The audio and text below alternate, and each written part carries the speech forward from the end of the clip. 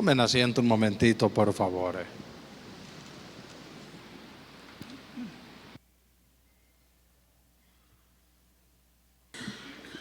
Queridos hermanos, celebramos el día de hoy la solemnidad del Corpus, que es una abreviación de celebrar la solemnidad del Santísimo Cuerpo y Sangre de Cristo.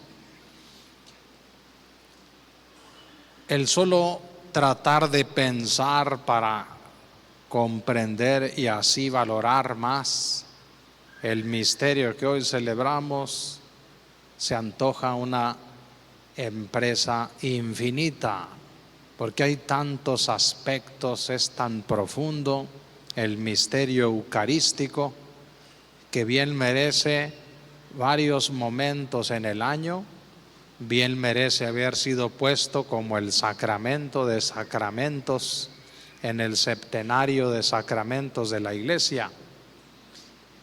Y bien merecen estas menciones que tiene a lo largo de toda la Sagrada Escritura.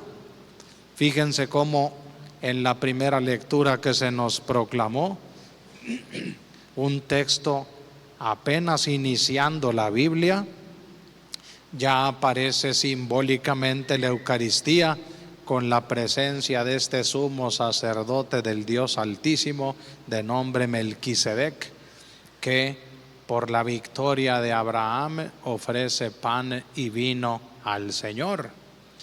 Un personaje un tanto enigmático y hasta desconocido, pero el símbolo está bien claro: sacerdocio, pan y vino que se ofrecen al Señor en acción de gracias.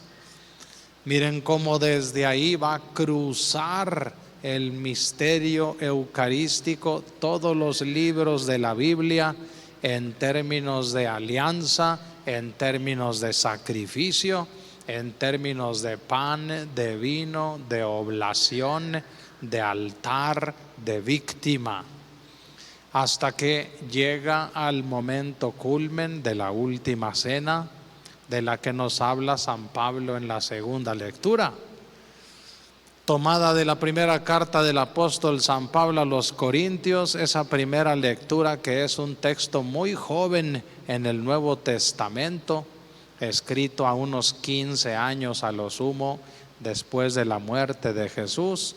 Miren cómo señala con claridad la existencia de tradiciones eucarísticas que los cristianos van entregándose a través de las generaciones hasta llegar a nosotros.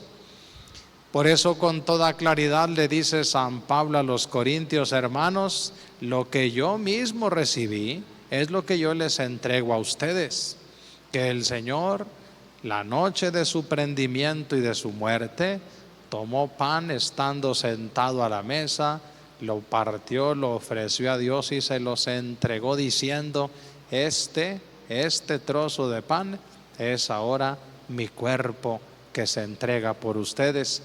Este sorbo de vino que está contenido en este cáliz es ahora mi sangre derramada por ustedes para el perdón de los pecados. Y allí mismo viene el mandato eucarístico sacerdotal de Cristo: hagan esto en conmemoración mía, para que me recuerden vivamente, y evocándome en ese recuerdo que se llama conmemoración, yo me vuelvo a hacer presente tal cual como aquella primera vez en la última cena, como me entregué a mis discípulos para unirme a ellos. Miren cómo a final de cuentas todo tiene que ver con una suma caridad de parte de Dios nuestro Señor hacia nosotros, misma que aparece descrita con genial maestría en esta paginita tan breve del Evangelio de Lucas que se nos ha proclamado. Allí está una misa narrada de fondo con un milagro de multiplicación de panes que Jesús hizo. pero miremos todo el contexto para que miremos las claves eucarísticas que aparecen. Primeramente está Jesús maestro enseñando en torno al reino de Dios. Es la liturgia de la palabra, esta primera parte que tiene la misa, en la que el que habla es el maestro mismo de la humanidad y nos predica que este mundo ha llegado a ser ahora reinado de Dios. Aquí el único Señor y soberano es Dios nuestro Señor. Ya llegó en la persona de su Hijo, ya venció con su muerte y resurrección y ahora reina eternamente entre nosotros hasta llevar toda la creación al cielo. Por eso dice claramente San Lucas de qué les hablaba Jesús a la multitud: del reino de los cielos, asunto capital que concentra y sintetiza toda la predicación de Jesús. Adiós soledades, adiós abandonos, adiós ese no mirar la divinidad, ese buscarla sin saber si estábamos por el camino correcto. Ahora todo se vuelve presencia, aquel Dios escondido que se dejó presentir por todas las culturas de la tierra, por todas las edades, ahora se muestra ante nosotros con toda claridad. Ahí está otro misterio más de la Sagrada Escritura. En la Biblia, la presencia de Dios cruza todas sus páginas como un asunto central de la vida humana. No estamos abandonados, no estamos lejos, no creemos en un Dios que está en el más allá del mundo y a quien solamente conoceremos y veremos al final de nuestra vida y de nuestra historia. Es un Dios que quiso meterse en nuestro caminar. Ya desde los tiempos de Moisés y el Éxodo, con aquella tienda de la presencia, donde aquel que quisiera hablar con Dios, sentir su ayuda y su amor, ingresaba en esa tienda y ahí estaba garantizada la presencia de Dios. Ya desde ahí está el misterio, el milagro eucarístico. Después vamos viendo a ese Dios de Israel caminar con el pueblo en cada etapa de su historia, y ni se diga cuando ya estuvo el Hijo Eterno de Dios entre nosotros y después de su resurrección, antes de subir al cielo, nos dijo: he aquí que yo estaré con ustedes todos los días hasta el fin del mundo. Naturalmente el Señor estaba hablando de este momento que se replica, a Dios gracias, continuamente en toda la historia y en todas las culturas y lugares del mundo, la Eucaristía.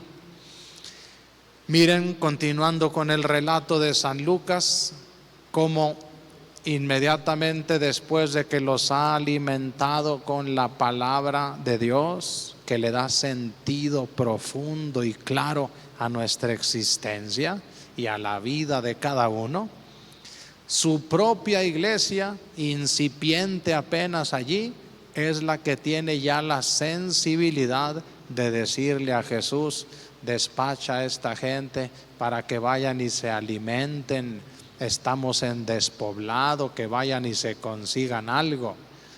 Y el Señor, con una frase profética, les dice: denles ustedes de comer. Es decir, en ustedes formaré un sacerdocio que manará de mi único sacerdocio, como celebrábamos el jueves pasado, pero ese sacerdocio será para que alimenten con la palabra, con el pan eucarístico, a mi pueblo santo, de manera que, como se nos dijo ahorita en la secuencia, recibamos pan de viajeros.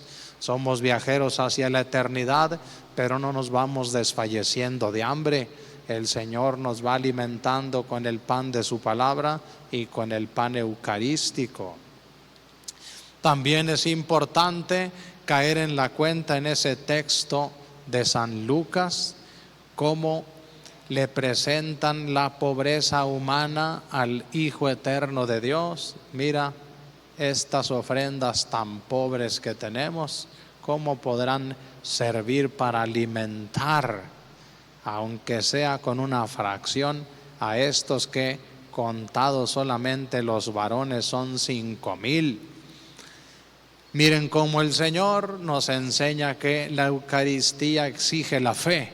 Levanta los ojos al cielo, ofrece como ofrece el sacerdote el pan y el vino sobre el altar, y es el Padre Celestial el que desde su bondad hace que para todos alcance, que todos se sacien e incluso hasta que sobre, para que no haya en esto del amor de Dios y en su presencia escasez, pobreza, para que haya más bien esa superabundancia. Esto quisiera fijarme también para nuestra vida eucarística, cómo Jesús manda recoger todo lo que quedó, no solamente por un sentido de gratitud a Dios, sino que simboliza el sagrario y las hostias que ahí se contienen para nuestro beneficio y salvación. Los cristianos viven de la Eucaristía, ciertamente, pero también viven de un adecuado culto eucarístico. Un culto que no se realiza solamente dentro de la misa, sino también en la adoración que al sagrario y a su contenido le prestan los creyentes. También en estas procesiones como la que haremos ahorita después de la misa, vamos escenificando la vida humana, que es un caminar, Cristo que va adelante y Él que es nuestro pan. No ese pan del que muchos piden saciarse, que es el pan del cuerpo, que también está aquí incluido, sino principalmente el pan del sentido de tu vida, el pan que necesita tu corazón para seguir amando, sirviendo, perdonando. Bien decía aquel antiguo canto cristiano: no podemos caminar con hambre bajo el sol, danos siempre el mismo pan, tu cuerpo y sangre, Señor. Caminar con hambre bajo el sol es ir por esta vida que en sí misma es dura, un valle de lágrimas, dice la tradición cristiana, e ir muertos de inanición en el sentido de la vida y en el ánimo para ser cristianos.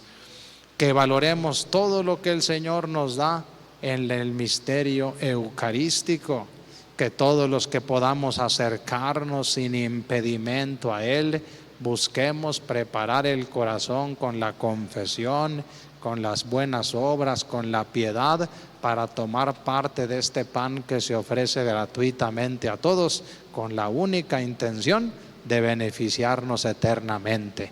Vamos pues con esto en mente a profesar nuestra fe en el Señor.